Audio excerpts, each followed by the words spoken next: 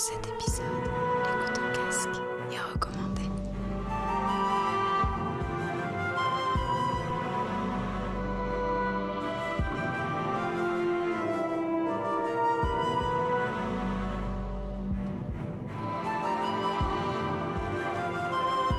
Bonsoir. Bonsoir à toutes et à tous. Tout est un peu fort, peut-être. On va éviter d'aller dans le rouge ce soir. Ce soir, une émission, vous l'avez vu, sur le paysage sonore. Alors, qu'est-ce que c'est que le paysage sonore ? Le paysage sonore,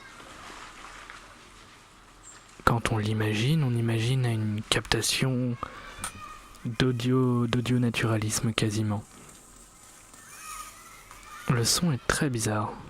Donc, hop, on va s'adapter en direct et on va écouter des choses. Ça va être une émission essentiellement d'écoute, de choses que j'ai pu réaliser pour que ce soit pour l'école, pour les cours, ou alors que j'ai pu réaliser pour des concours, ou alors que j'ai pu réaliser par plaisir. Le paysage sonore, donc, il a été défini il y a longtemps, dans les années 70. Enfin, c'est il y a longtemps et en fait c'est tout proche.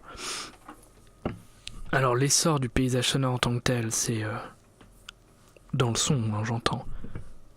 Vous entendez les câbles en même temps. Mais donc, l'essor de tout ça, ça a été pendant juste après la Seconde Guerre mondiale, car les enregistreurs étaient devenus portables. Alors c'est dans les années 60 à peu près que Kudelski invente, il invente pas, mais il façonne le Nagra. Et en fait, ça a permis à tous les naturalistes, à la fois les scientifiques, puis après les artistes, de s'emparer de cet outil-là. Et en fait, je trouve ça super intéressant, dans notre contexte, interroger le paysage sonore. Qu'est-ce que c'est ? À quoi ça correspond ? Est-ce qu'on en a un préféré ? Est-ce qu'on en a un, au contraire, que l'on déteste ? Très souvent, c'est le bruit de la ville qu'on n'aime pas. Et d'ailleurs, moi, il m'est arrivé en fait, pour quasiment tous les paysages sonores, de confronter les sons de la ville aux sons dits de la nature.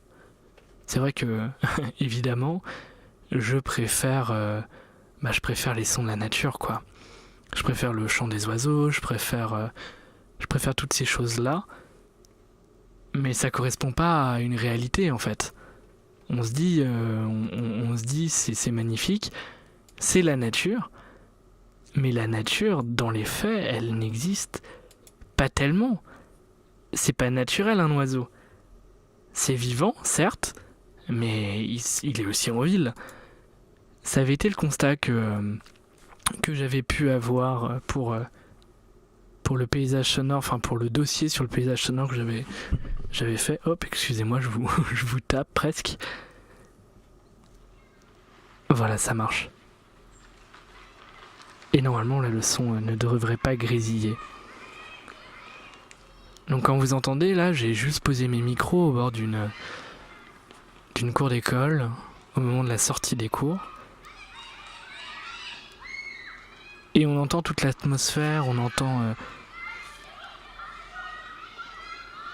comme une soufflerie, je pense, au loin. On entend les enfants qui jouent. Donc là, on est plutôt en ville. Ici encore, on passe dans une place calme. C'est comme ça que je l'ai renommée. Et d'ailleurs, il y a toute une réflexion autour du son, autour des bruits, autour de ce qui nous embête, l'oreille, ce qui nous stresse, quoi, ce qui nous perturbe. Mais en fait, c'est pas forcément une création, mais c'est culturel. Dans le livre de Murray Schafer, donc Paysage sonore, qui est un peu la Bible en quelque sorte, qui est contesté par beaucoup de gens comme Félix Blum ou Pali Mersos. Ce sont deux créateurs de radio, de podcasts, de création sonore, on va dire. Parce qu'ils font pas vraiment des podcasts. Et en fait, il critique l'idée de paysage sonore parce qu'il y a quelque chose de romantique, comme si le preneur de son arrivait et posait ces micros-là. Et juste, il captait l'endroit. Alors que dans les faits, quand on est là avec nos micros, on perturbe l'endroit. S'il y a des gens autour de nous, ils peuvent changer leur façon d'être, leur façon de faire. Et s'il y a des animaux, on les fait fuir, c'est encore pire. Et si il y a, je sais pas, des plantes, des champignons, que sais-je, quand on va vers l'endroit, on a un risque de les écraser. On a un impact direct sur le milieu.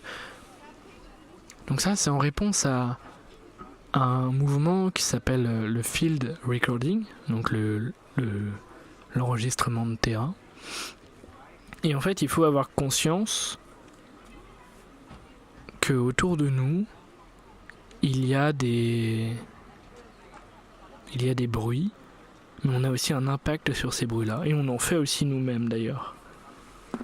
Donc je trouvais ça super intéressant, et mon point de vue a énormément évolué. Pour le Créadoc, on a réalisé un paysage sonore, et je vous en ai sélectionné un autre. Alors, on était par binôme, donc je vais vous faire écouter mon paysage sonore avec Zena. Et ensuite, nous écouterons le paysage sonore de Juliette et Romain. Mais avant ça, j'aimerais vous montrer quel était mon point de vue il y a de ça quelques temps maintenant, quand pour moi le grand gris confrontait le grand vert. Quand il y avait toute une confrontation sonore. Dans le montage que j'ai fait, il y a de ça maintenant 6 mois environ, j'essaye de confronter les endroits et j'essaye de rentrer dans la matière. J'espère que ça fonctionnera. Je vous laisse tendre l'oreille vers cette création. Alors quel est aussi l'intérêt ? C'est que j'avais vraiment envie de faire cette émission pour prendre conscience autour de nous qu'on a un impact sonore sur le reste du milieu et qu'on a un milieu qui nous entoure aussi. Il y a plein de sons auxquels on ne fait pas attention, on ne prête pas attention, et il y a aussi plein d'événements qui se passent par le son avant le regard. Je vous laisse écouter le paysage sonore, c'est comme ça que je l'avais appelé. Donc un titre plutôt simple, on va dire ça.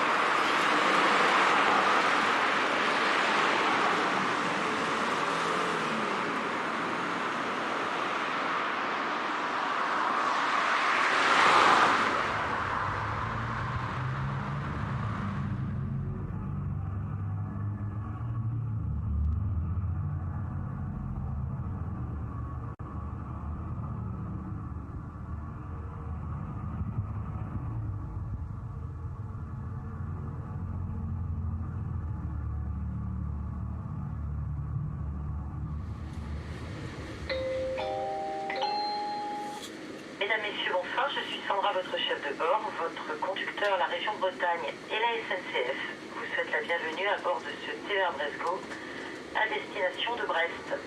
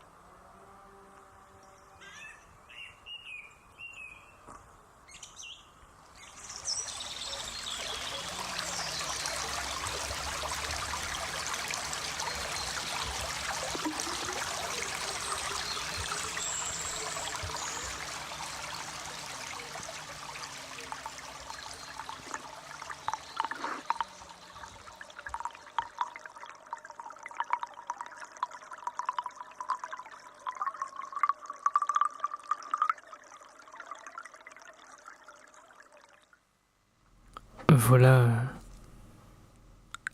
j'étais un peu fort. Voilà la création donc que j'ai fait qui s'appelait Paysage sonore il y a de ça 6 mois.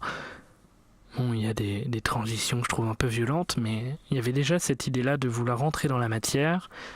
Et je vais vous faire écouter en profondeur avec donc Zena un exercice pour le Créadoc. Mais voilà, vous allez voir peut-être retrouver quelques-unes de mes démarches. Et surtout là, le grand jeu, ça va être d'imaginer là où nous avons posé nos micros. Vous connaissez l'endroit, il y en a aussi par chez vous, même si vous n'êtes pas là où je suis. Je vous laisse écouter.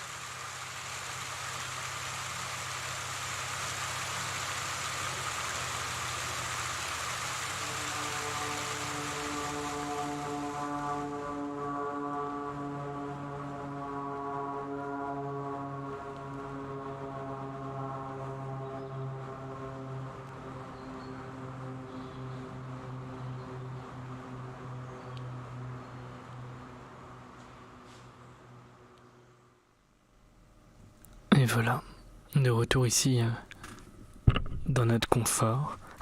Excusez-moi pour vos oreilles, je viens de vous taper à nouveau. Comme vous avez pu l'entendre, finalement le paysage sonore, c'est une construction totale et en fait il n'y a pas plus artificiel que ça. Tous ces sons se rencontrent, mais on les travaille, il y a du montage donc il y a du changement. Donc il y a du mensonge, il y a des micros, donc il y a une sélection. L'idée d'un paysage complet serait complètement absurde, quoi. Et ce que je trouve intéressant d'ailleurs, c'est de jouer avec la musicalité des sons. Et dans notre quotidien, sans micro, sans montage, on peut faire ça en fait. On peut écouter, aiguiser notre oreille pour entendre un oiseau, essayer de le reconnaître, parce que ne pas nommer les oiseaux, c'est quand même... finalement ne pas les connaître, c'est finalement les ignorer ou imaginer que c'est un groupe informe d'individus. Mais je trouve ça super intéressant comme démarche. Et alors le prétexte du micro permet de réellement écouter, ou même d'ailleurs si on faisait de la photographie animalière, ou de la photographie de paysage, ou de la peinture de paysage. Mais là encore, hein, par exemple dans la peinture de paysage, c'est de là d'où naît l'imaginaire du paysage, c'est une construction qui est complète, quoi. Mais du paysage naturel, qu'est-ce que c'est que la nature ? C'est en contradiction avec la civilisation, en quelque sorte. Mais en tout cas avec l'humain. Mais ce que je trouve intéressant, c'est d'être connecté avec les éléments, et en même temps d'écouter, de photographier si on peut, mais surtout d'observer. Je pense que c'est la démarche la plus intéressante et la plus essentielle. Donc par exemple, quand on a les micros, l'énorme prétexte, c'est d'écouter, d'être concentré sur le moment, d'être concentré sur l'objet, et je trouve ça hyper formateur, parce que c'est apaisant. C'est extrêmement apaisant quand on est plutôt dans un paysage sonore de campagne ou naturel avec des grandes guillemets, parce que là on peut réellement se lâcher. De ma courte expérience en ville, j'ai jamais trop réussi à être complètement relâché, toujours sur la défensive. Il peut y avoir un danger quand on a des micros. En plus on peut être on est une cible, non pas qu'on va se faire attaquer, mais on peut venir nous voir pour aller venir discuter avec nous, etc. Donc c'est génial dans un objectif de partage de cette idée-là, mais après dans un objectif de création, je trouve ça plus stressant qu'autre chose. Et même d'ailleurs si on n'a pas de micro, on a fait cet exercice-là avec le Créadoc, avec un carnet et un crayon, donc comme quoi on peut le faire avec pas grand-chose. C'était extrêmement... on était non pas sur la retenue, mais on faisait attention, quoi. Parce qu'on sait jamais, est-ce qu'on va venir nous voir. Et d'ailleurs c'est ce qui s'est passé pour certaines personnes du groupe. Des gens sont venus les voir, qu'est-ce que vous faites ? Non pas dans un qu'est-ce que vous faites de curiosité, mais plutôt on a l'impression qu'on est observé, et donc on attaque pour se défendre, quoi. Voilà ce que je voulais dire par rapport au paysage sonore. J'aimerais qu'on écoute au moins un dernier paysage. Ça peut paraître beaucoup, mais là il est très différent.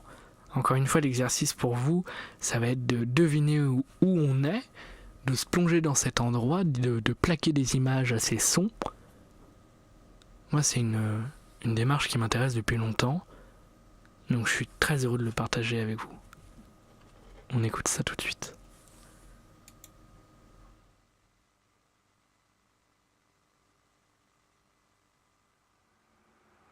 Création Juliette et Romain.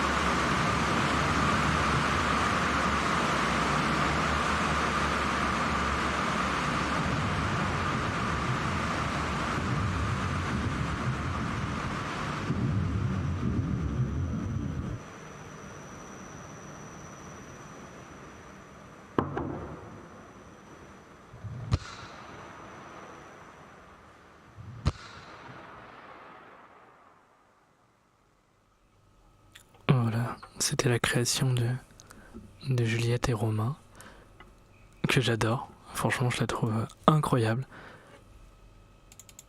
Très content de vous avoir fait écouter ça. C'était 6 Feet Deep Bouillot, le titre, et la création sonore juste avant, Zena et moi-même en profondeur. Je suis super content d'avoir fait cette émission parce que c'est un sujet que j'aborde pas toujours et que j'ai jamais abordé réellement ici dans une courte émission. Alors on l'avait abordé ensemble avec Charles, que ce soit au travers de l'art des bruits, que ce soit au travers d'une sonographie autour de la fac, questionnaire pour les Sconil, le contre-questionnaire pour les Sconil finalement. Et puis dans d'autres émissions, un documentaire en pleine création aussi, on en avait un peu parlé. En tout cas, c'est quelque chose qui me tient à cœur depuis quelques années maintenant. Je suis très très content de faire une émission là-dessus qui est une émission de mise en bouche. Moi, je vous invite surtout à aller écouter. On peut s'écouter maintenant, cette transition nulle. Demain dès l'aube, c'est le poème d'aujourd'hui, qui sera interprété par Les Frangines. On s'écoute ça et puis après on se laisse gentiment vers le monde de la nuit.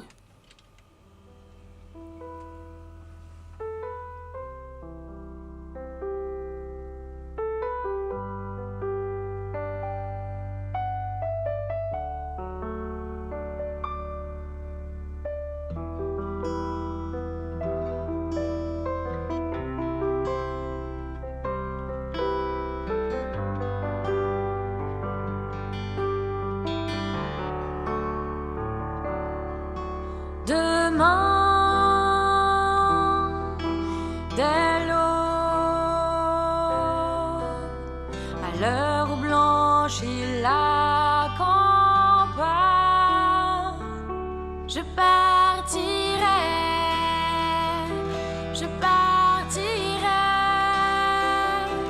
vois-tu, je sais que tu m'attends. J'irai par la forêt, j'irai par la montagne. Je ne puis demeurer loin de toi plus longtemps, plus longtemps. Seul inconnu, le dos courbé, les mains croisées, je marcherai, les yeux fixés sur mes pensées. Seul inconnu, le dos courbé, les mains croisées, je marcherai, les yeux fixés sur mes pensées.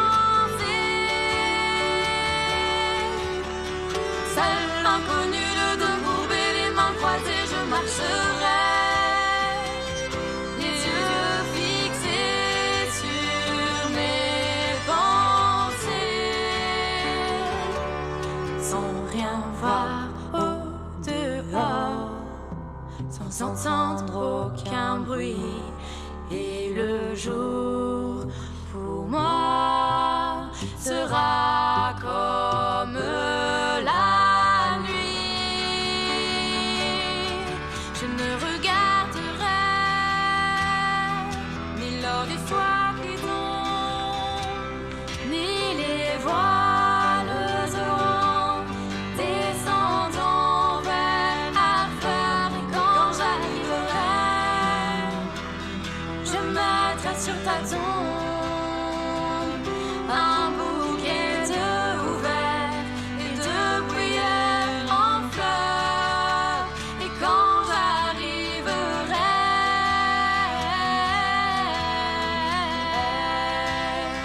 je mettrai sur ta tombe un bouquet d'ouvert et de bruyères en fleurs, et de bruyères en fleurs.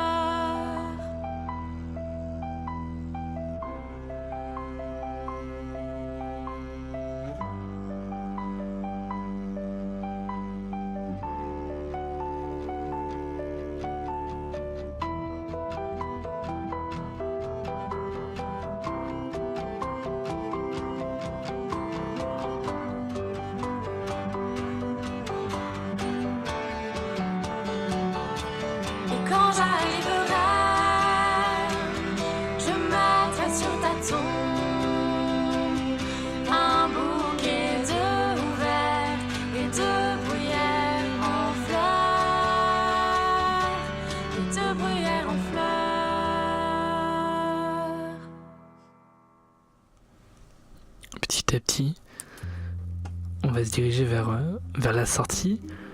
Alors une dernière recommandation quand même, si vous voulez découvrir le monde qui vous entoure et si vous avez un téléphone un peu moderne, il y a PlantNet et BirdNet. Le premier pour découvrir quelles sont les plantes, les fleurs, les arbres qui nous entourent, et la deuxième pour savoir quels sont les sons qui sont cachés dans les arbres, c'est-à-dire le son des oiseaux qui nous entourent aussi. En nommant les choses, en les connaissant, on apprend à mieux les respecter, je pense.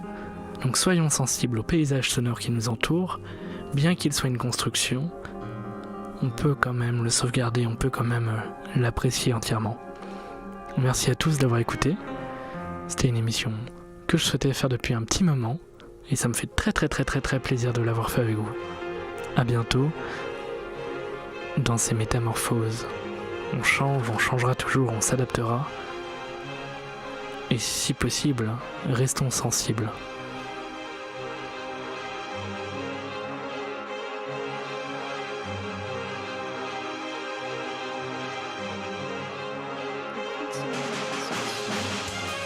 Sur Instagram, métamorphose.radio, Elisa. Vous nous écoutez et réécoutez. L'émission est disponible sur YouTube, Spotify et vos plateformes préférées. En vous souhaitant une bonne soirée.